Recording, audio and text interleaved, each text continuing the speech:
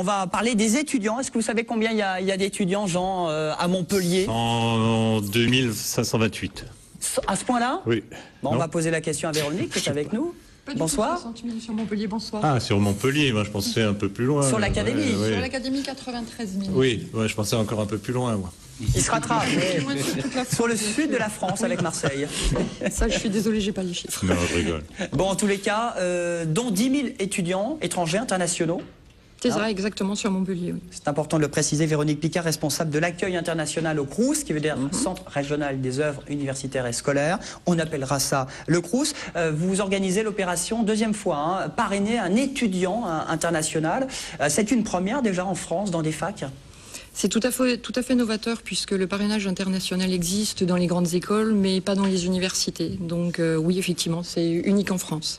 Alors, le principe, le concept, accueillir, accompagner des étudiants étrangers qui vont arriver dans l'Académie de Montpellier à la rentrée prochaine. Oui, tout à fait. Le dispositif vise à mettre en relation un étudiant international nouvellement arrivé sur Montpellier avec un étudiant français ou étranger d'ailleurs, qui a déjà suivi au moins une année d'études sur Montpellier. Alors, quelle est la mission?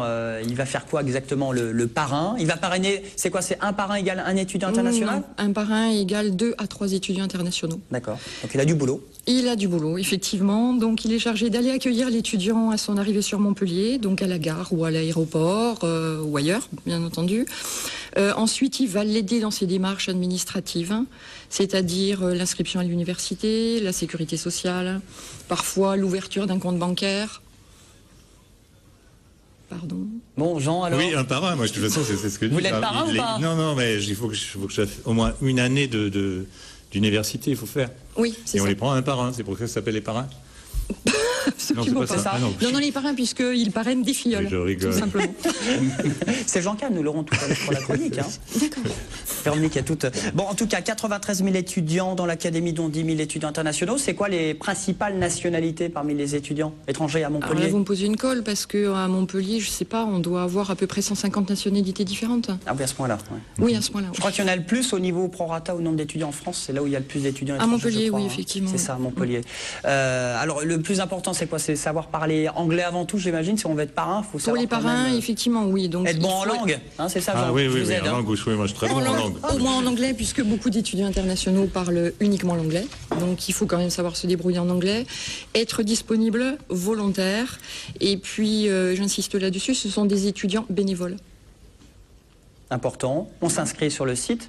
On s'inscrit sur le site du Crous de Montpellier ou du Pressu MSF, puisque le dispositif a été mis en place en partenariat avec le pôle de recherche d'enseignement supérieur Université Montpellier Site de France, donc Pressu MSF, avec lequel nous travaillons dans le cadre d'un partenariat depuis de nombreuses années.